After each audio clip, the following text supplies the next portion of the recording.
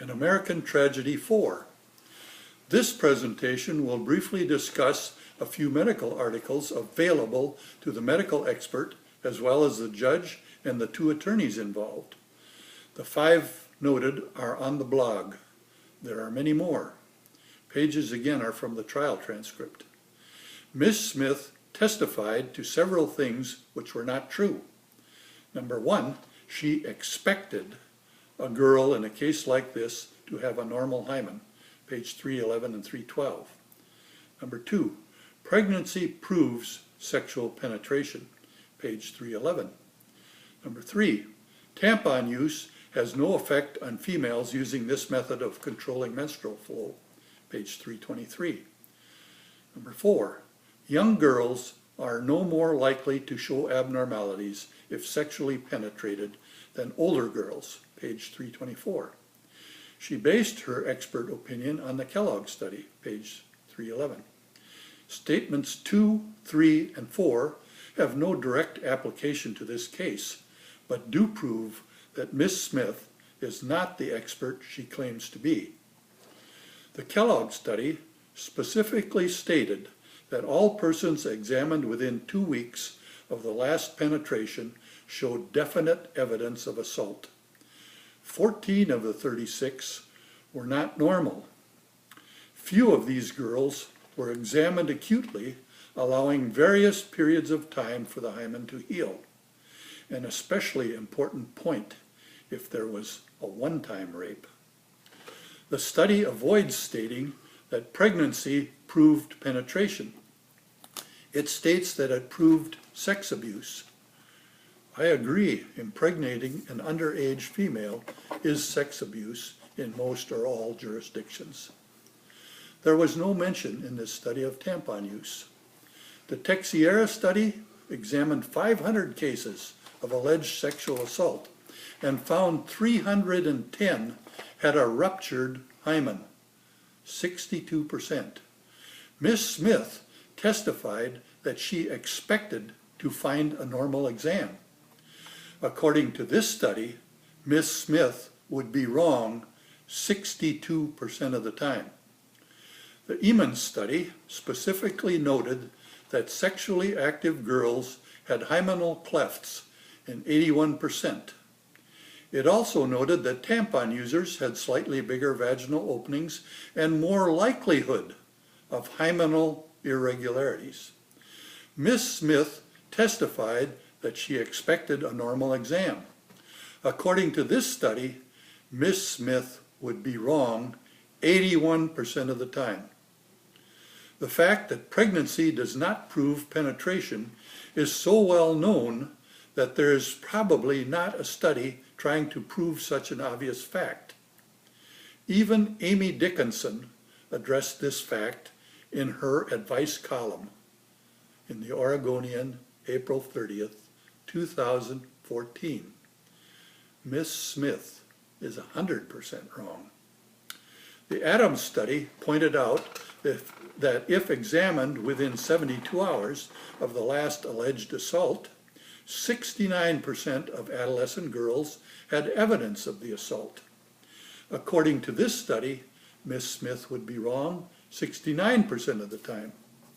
The Slaughter study found, and I quote, tearing of the hymen was the only finding that was significantly related to age, occurring almost 4 times more frequently in the younger age group.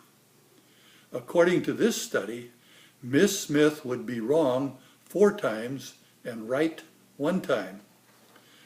How would you like to be sentenced to 25 years in prison on the basis of Ms. Smith's expert testimony? Not one of the studies directly addressed the issue in this specific case. The accuser alleged that she had penile vaginal penetration for at least 18 months with a normal hymen still present. Not one of the experts in this case seemed to wonder about the small number of cases in the Kellogg study. According to Ms. Smith and Ms. Borgman, all sexually active young women have normal hymens, so the study should have had at least 100 to 500 cases, as did most of the other studies. Instead, it had 36 cases because having a normal hymen is the exception, not the usual finding in pregnant young women. How many of the young women were having regular relations, and how many were victims of one assault in this study? A very interesting point, allowing time for vaginal and hymenal healing. In view of the literature emphasizing the importance of immediate examination to find abnormalities in victims who allege assault, why was the exam put off for several days? The questions could go on, but Ms. Smith lied under oath about definite facts that she as an expert should know, so any other statements she makes should definitely be questioned. Why was there such a rush to sentence Keith McMullin for a crime any competent lawyer or judge should have known was a bogus charge? Judge Jones knew medical questions were present before sentencing. Why not do the obvious and check on some of the previous cases and with a real medical expert before pronouncing Keith's potential death sentence? Why is such blatant incompetence by legal professionals condoned in our courtrooms? These legal experts should have used these studies to inform themselves before ever entering the courtroom. There was headline news a year or two ago about Dr. Death. He was a trained surgeon. He got in trouble by doing operations he was not trained to perform. I see no difference between him and these lawyers. All three are probably well-trained lawyers. Why not use common sense to intelligently research a case involving medical facts and inform themselves about the issues in this case? Instead, they chose to sentence a man to death in prison for a crime they had to know he did not commit. During our life experience, we are fooled for two reasons. Reason one, we believe things which are not true. Or reason two, we refuse to believe things which are true. Both factors were present in this case.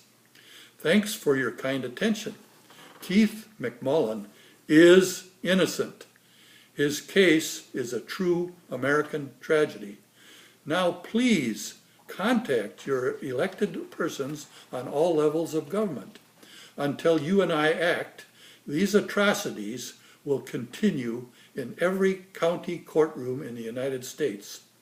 You cannot expect most politicians will do the right thing unless pressured by their constituents or unless they see some personal advantage gained by their actions.